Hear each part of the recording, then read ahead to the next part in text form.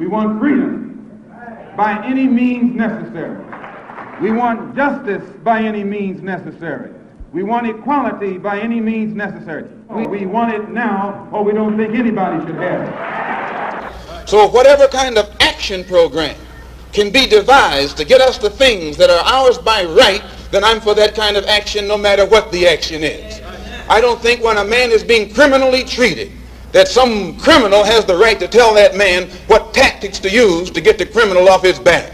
When a criminal starts misusing me, I am going to use whatever necessary to get that criminal off my back.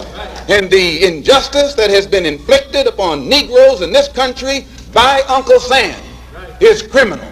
Don't blame a cracker in Georgia for your injustices. The government is responsible for the injustices.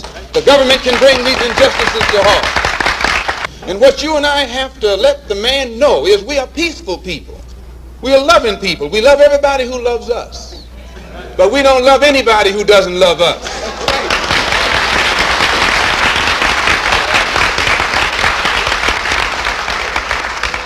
We're nonviolent with people who are nonviolent with us.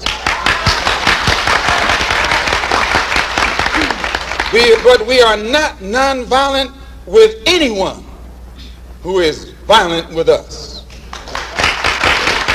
But when someone attacks you, when someone comes at you with a club, when someone comes at you with a rope, when someone comes at you with a gun, despite the fact that you've done nothing, he tells you, suffer peacefully.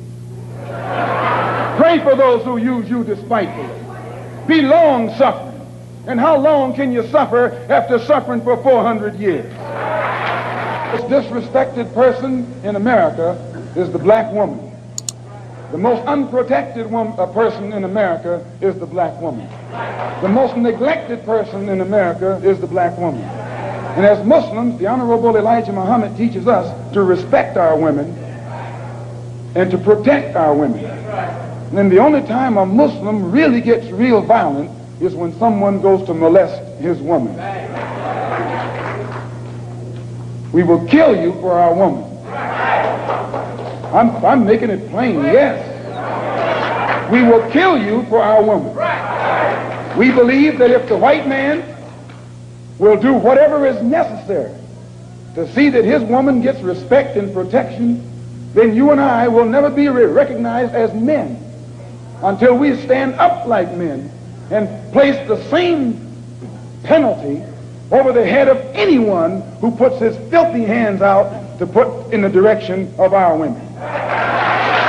That whenever a people come to the conclusion that the government which they have supported proves itself unwilling or proves itself unable to protect our lives and protect our property because we have the wrong color skin, we are not human beings unless we ourselves band together and do whatever, however, whenever is necessary to see that our lives and our property is protected. And I doubt that any person in here would refuse to do the same thing were he in the same position. I'm speaking as a black man from America, which is a racist society.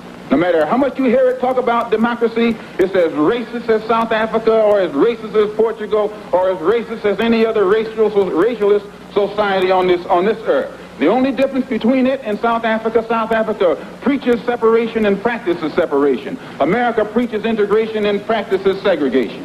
This is the only difference. They don't practice what they preach. Whereas South Africa preaches and practices the same thing. I have more respect for a man who lets me know where he stands, even if he's wrong, than the one who comes up like an angel and is nothing but a devil. And the only way we can bring about a change is to talk the kind of language, speak the language that they understand. The racialist never understands a peaceful language.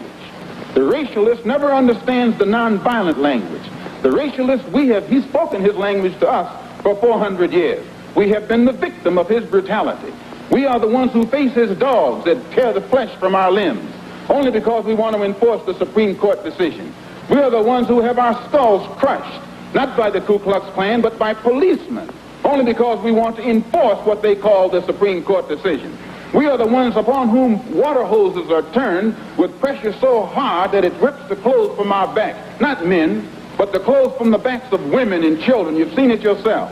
only because we want to enforce what they call the law. Well, anytime you live in a society supposedly based upon law, and it doesn't enforce its own law because the color of a man's skin happens to be wrong, then I say those people are justified to resort to any means necessary to bring about justice where the government can't give them justice.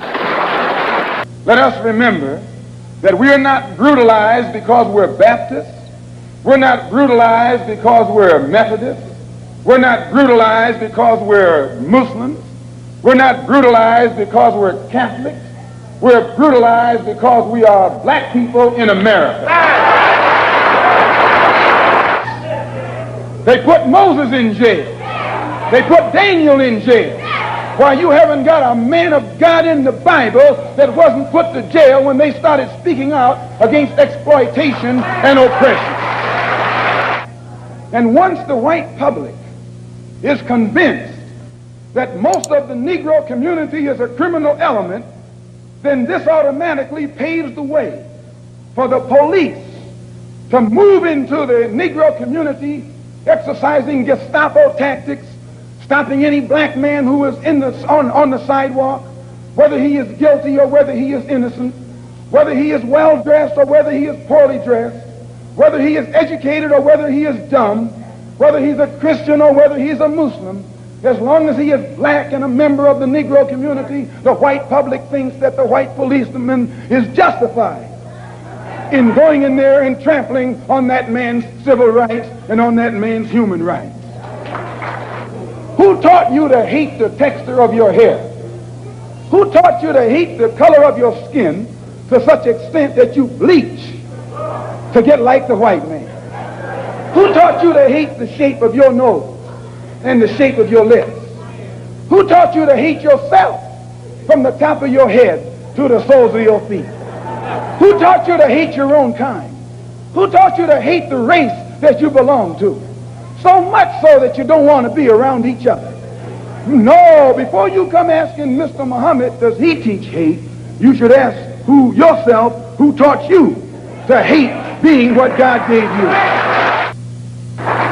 And I, for one, as a Muslim, believe that the white man is intelligent enough.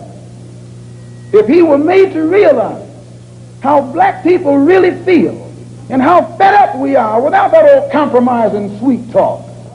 Stop sweet talking him. Tell him how you feel. Tell him what kind of hell you've been catching, and let him know that if he's not ready to clean his house up, if he's not ready to clean his house up, he shouldn't have a house. It should catch on fire and burn down. We declare our right on this earth to be a man, to be a human being, to be respected as a human being, to be given the rights of a human being in this society, on this earth, in this day, which we intend to bring into existence by any means necessary.